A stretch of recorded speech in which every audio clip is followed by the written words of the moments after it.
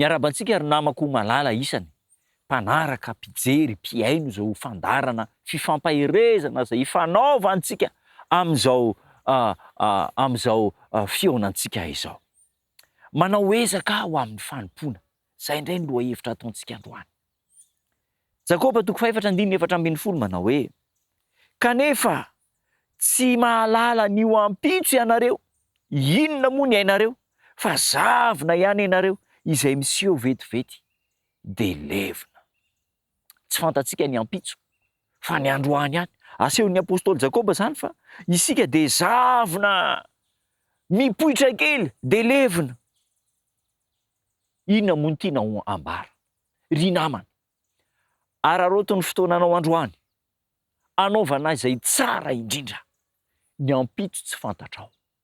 Tsy misy afaka miteny mihitsy zany tsika manao hoe manome antoka hoe raha ampitso de tsy maintsy mifo.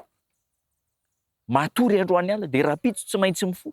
Efa hitantsika be de be ny natory fa noho ny maraina tsy nifo intsony.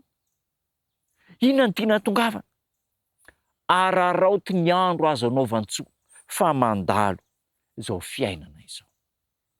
Ampiasao arak'izay tokony ho izy faran'izay ambony indrindra ny talenta nomen'Andriamanitra anao mba anaovanao ny asa fanompona, fa izany no adidina apetrak'Andriamanitra taminao.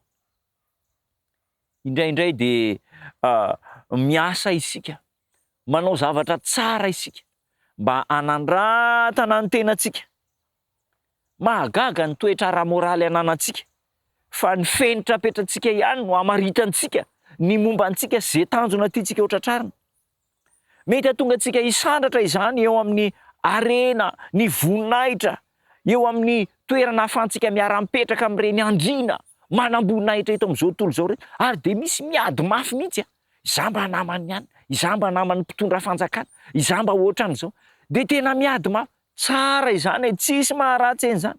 Fa ilain'Andriamanitra ny toetra rehetra sy ny toerana ananantsika mba hanomezana laharana voalohany mahakasika an'Andriamanitra. Efa anatakalotsika matetika ireo tombontsoa feno fitiavan-tena, ny zavatra nomen'Andriamanitra antsika, ny sandratra amin'ny ambony indrindra eto amin'ny tany isika, kanefa latsa-danja teo amin'Andriamanitra. De inona no ambaran'ny soratra masina? Raha nijery tamin'ilay mpanjaka tao Babilôna izy, indro latsa-danja ianao. Ry namana, raha raisitsika ireo fanomezana zay nomen'Andriamanitra antsika, ny talenta zay ampiasaintsika hoentina manompo azy amin'ny alalan'ny fangorahana sy ny fitiavana ny namantsika, de ho tonga fantsona lehibe hikoririana ny fitahian'Andriamanitra ho amin'izao tontolo izao isika. Ary izany no grady ambony indrindra omen'Andriamanitra antsika. De teny izy manao hoe tsara zany ry mpanompo, tsara sady mahatoky, natoky tamin'ny zavatra kely indrindra ianao de ho tendreko ho mpanapaka ny be.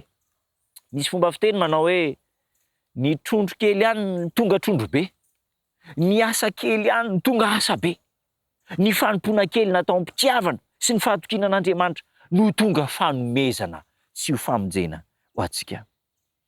Atokany ho amin'ny fanompona ny tompony tenanao, apetra ho amin'ny tompony ahiahanao rehetra sy ny tebitebinao, ary aza vela ampisaraka anao amin'Andriamanitra intsony ny zavatra ity tany ity. Atokano azy rery ny mombanao sy ny fanananao, fa fanompom-panahy mety ataonao zany. Tanteraka aminao zany, hitanao Andriamanitra amin'io fanapahan-kevitra izay ho raisinao mahakasika ny lohahevitra androany io. Hivavaka isika. Misaotra tombo tsara, manan-danja, mavesatra ny hafatra. Firifiry aminay no manao ezaka mba hisandratany mombanay sy ny toe-karenay eo amin'ny fiainana ny voninahitray, ka de manao latsa-danja ny asanao sy ny fanomponanao. Ifonana izany, ankehitriny ary manavao ny fanoloran-tena izay, ka ny anao no laharam-pahamena eo amin'ny fiainanay. Ataovy tanteraka eo aminay zany, de hiteny aminay tsirairay avy ianao, hiteny amin'ny ankonanay manao hoe tsara izany ry mpanompo tsara sady mahatoky. Natoky tamin'ny kely ianao ka omeko anao ny fanapahana ny lehibe. Tanterao aminay zany amin'ny anaranao Jesosy Tompo. Amen.